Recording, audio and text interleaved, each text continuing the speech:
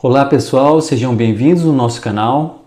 Hoje falaremos sobre a segunda parte, o segundo vídeo que trata sobre a segunda vinda de Jesus Cristo a essa terra. No primeiro vídeo falamos de uma passagem bíblica ainda no Antigo Testamento, antes de Jesus ter vindo à terra pela primeira vez, mas que já mencionava a volta de Jesus Cristo, a segunda vinda de Jesus Cristo a esta terra. Depois também lemos passagens bíblicas que Jesus declarou que viria pela segunda vez. Depois vimos passagens bíblicas do próprio Senhor Jesus, mas agora ele já tinha passado pela experiência da morte de cruz e estava ressuscitado. Vimos essas passagens também. Agora vamos ver algumas passagens bíblicas que tratam da segunda vinda de Jesus Cristo, mas agora mencionadas e tratadas pelos discípulos e apóstolos de Jesus. Tá bom? Vamos começar lendo o livro de Hebreus, capítulo 9, versículos 27 e 28, que diz o seguinte: E como aos homens está ordenado morrerem uma vez, vindo depois disso o juízo, assim também Cristo, oferecendo-se uma vez para tirar os pecados de muitos, aparecerá segunda vez, sem pecado, aos que o esperam para a salvação. Esse texto aqui é bem interessante, que ele mostra que Jesus voltará, ele vai vir a segunda vez, mas agora não para tirar pecados, porque ele já fez isso. A morte de Jesus Cristo, ela foi única. Não precisa de mais, é única e perfeita, não precisa de mais outra morte de Jesus ou de qualquer outra pessoa. Agora, pela segunda vez, ele aparecerá pela segunda vez, mas para aqueles que esperam a sua salvação. Porque ele fará, conforme o primeiro vídeo que trata sobre esse tema, ele fará a separação entre bodes e ovelhas, entre justos e injustos. Mas quem vai estar esperando Jesus? São aqueles que estão aguardando a sua salvação. Então, o apóstolo aqui, ele falou de uma forma que aqueles que esperam Jesus, ele virá para aqueles que esperam Jesus. Porque aqueles que não esperam Jesus, esses serão condenados à morte eterna. Vamos prosseguir. 1 Tessalonicenses 4,16, que diz o seguinte: Porque o mesmo Senhor descerá do céu com alarido, e com voz de arcanjo, e com a trombeta de Deus, e os que morreram em Cristo ressuscitarão primeiro. Então, quando Jesus retornar, aqueles que já faleceram, aqueles que já dormiram o sono da morte, que já conversamos sobre isso, que é um sono, um estado de inconsciência. Essas pessoas, quando Jesus voltar pela segunda vez, e não vai ser um evento sem estrondo, maravilhas e com bastante alarido, com voz de arcanjo, trombeta de Deus, e os que morreram em Cristo ressuscitarão primeiro. Por quê? Porque aqueles que não são de Cristo ressuscitarão, mas em segundo lugar. Esses ressuscitarão já para o juízo eterno, para a morte eterna, para a condenação eterna. E quem ressuscitar primeiro, aqueles que ficarem no grupo, que forem ressuscitados primeiro, esses terão a vida eterna. Continuando, 1 Tessalonicenses, capítulo 5, versículo 2 a 4. Porque vós mesmos sabeis muito bem que o dia do Senhor virá como ladrão de noite. O dia do Senhor é a segunda vinda de Jesus. E ela virá como um ladrão de noite. Ou seja, a pessoa não espera. Ninguém fica esperando que um ladrão vai chegar hoje na sua casa. Porque se você soubesse, você ia procurar detê-lo, ia procurar fazer alguma coisa contra isso.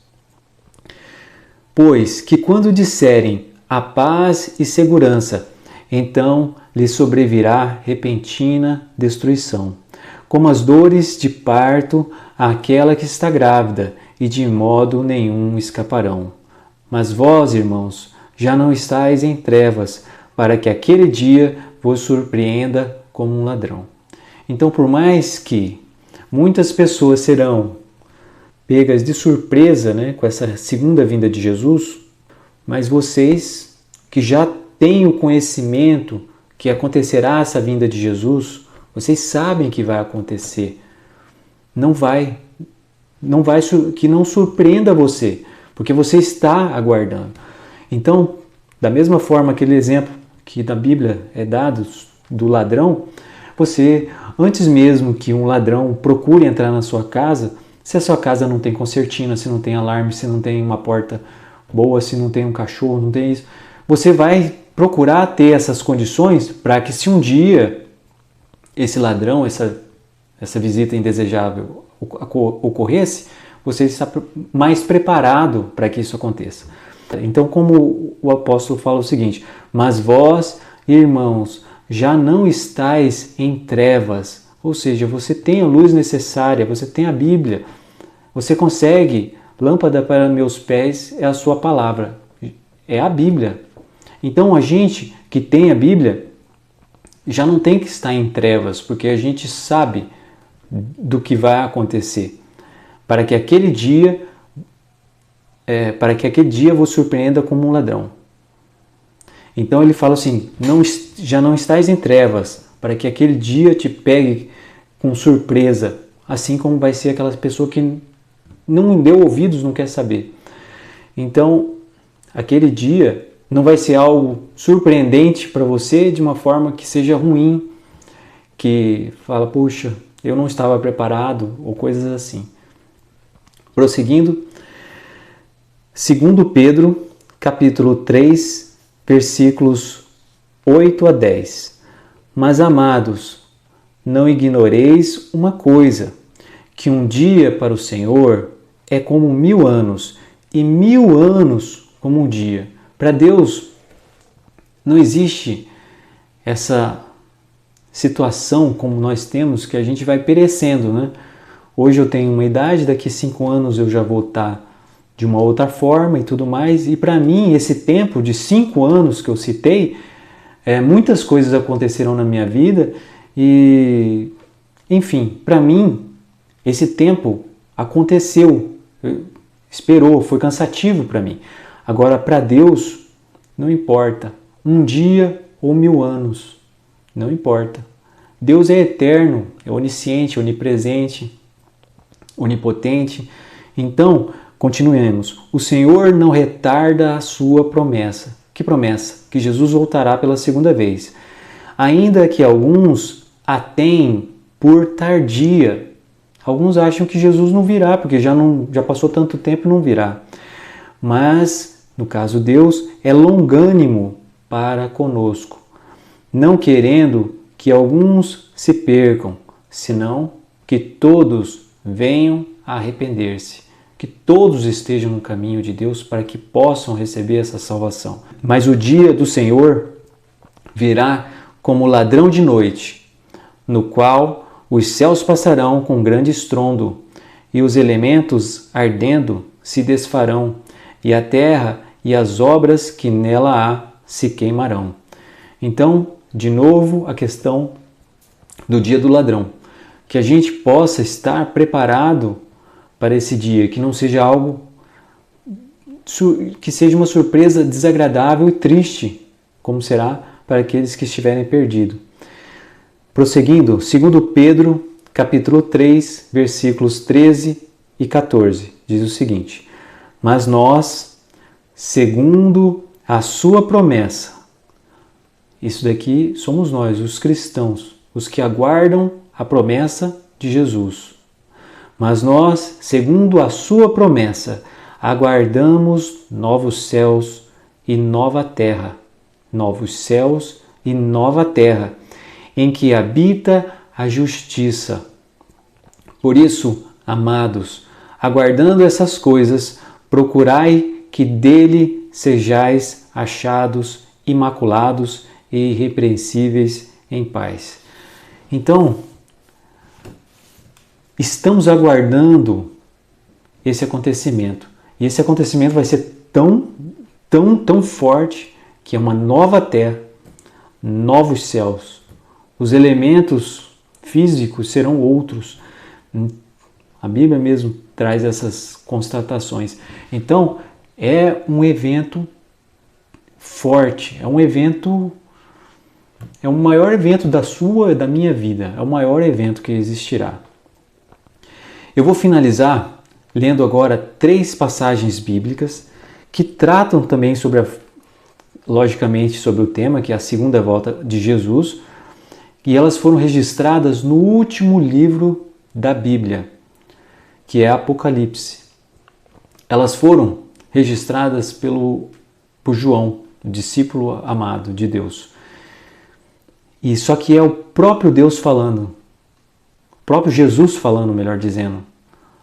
E João registrou isso.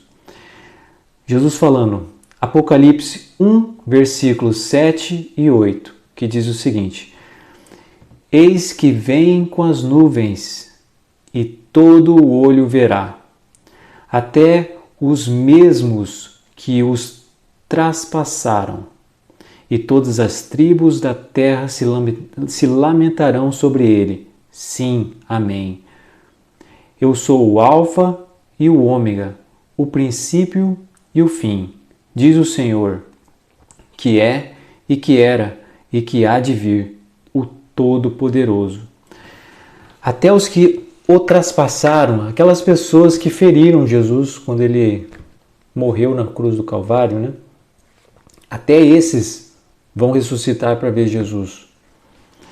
E que surpresa eles terão, né? Porque eles acreditavam que Jesus era um condenado e Jesus é o dono da terra, o dono do universo. No dia que aconteceu isso, né? Era ainda dia, digamos assim, horário convencional, mas houve trevas durante aquela crucificação de Jesus, quando Jesus morreu. Então, aqueles que não acreditavam em Jesus, ou que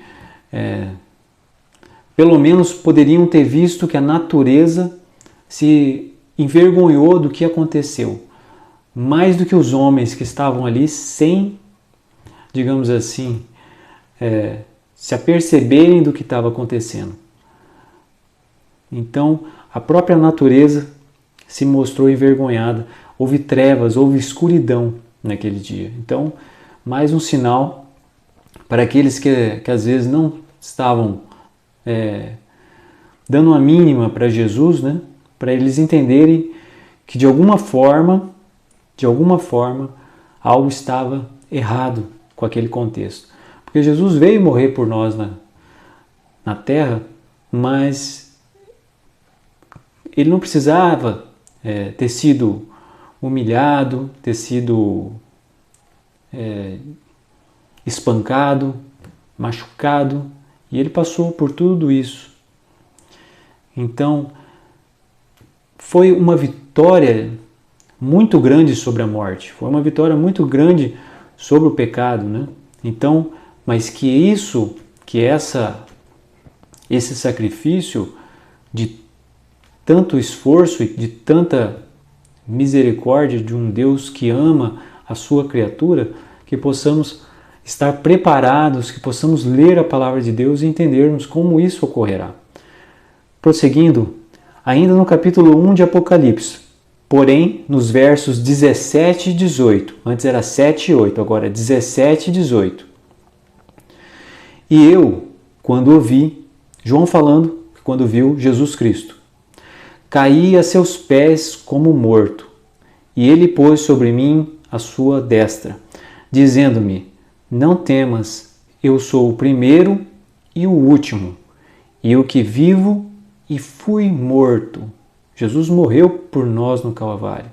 Mas eis aqui estou, vivo para todo sempre. Amém.